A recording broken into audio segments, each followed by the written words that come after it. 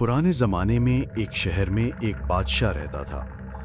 اس کے پاس خزانے کے خزانے تھے، سونے چاندی کے ڈھیر، جواہرات سے بھرے ہوئے صندوق اور ہر روز نئے نئے مال و دولت کے تحفے۔ لیکن ایک بڑی کمزوری تھی اس بادشاہ کی: لالچ۔ جتنا خزانہ بڑھتا اتنا ہی اس کا دل اور زیادہ دولت کا طلبگار ہوتا۔ وہ ہمیشہ فخر سے اپنے خزانے کو دیکھتا اور کہتا، یہ سب میرا ہے، دنیا میں کوئی مجھ سے امیر نہیں۔ ایک دن مشہور عالم اور دانا شخصیت شیخ سعدی رحمۃ اللہ علیہ اس کے دربار میں تشریف لائے۔ بادشاہ نے بڑی شان و شوکت سے ان کا استقبال کیا، لیکن دل میں سوچا، میں اپنے خزانے دکھاؤں گا تاکہ یہ بزرگ بھی میری دولت دیکھ کر حیران رہ جائیں۔ بادشاہ نے حکم دیا، خزانے کے دروازے کھولو۔ خزانہ کھولا گیا اور ہر طرف سونا ہی سونا چمکنے لگا۔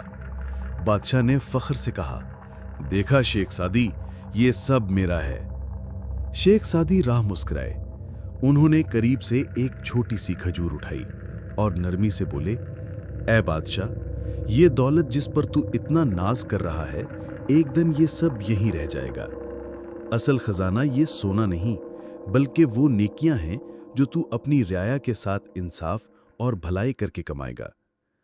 یہ کھجور کا دانہ اگر زمین میں لگایا جائے تو درخت بنے گا، سایہ دے گا، پھل دے گا اور آنے والے لوگوں کو فائدہ پہنچائے گا۔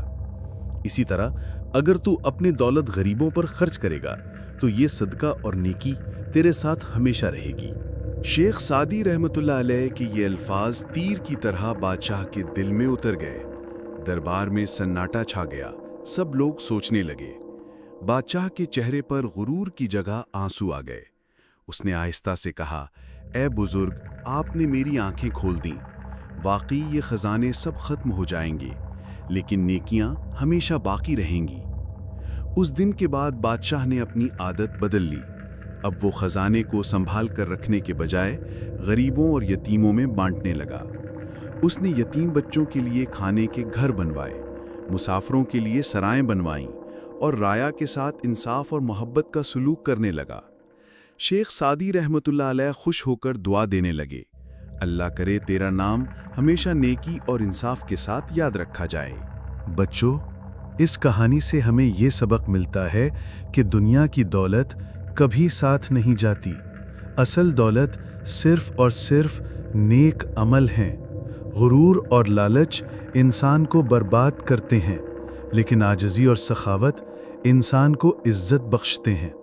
تو بچوں، ہمیشہ شکر گزار رہو، دوسروں کی مدد کرو اور یاد رکھو، اصل خزانہ وہ نیکیاں ہیں جو اللہ کے ہاں جمع ہوتی ہیں۔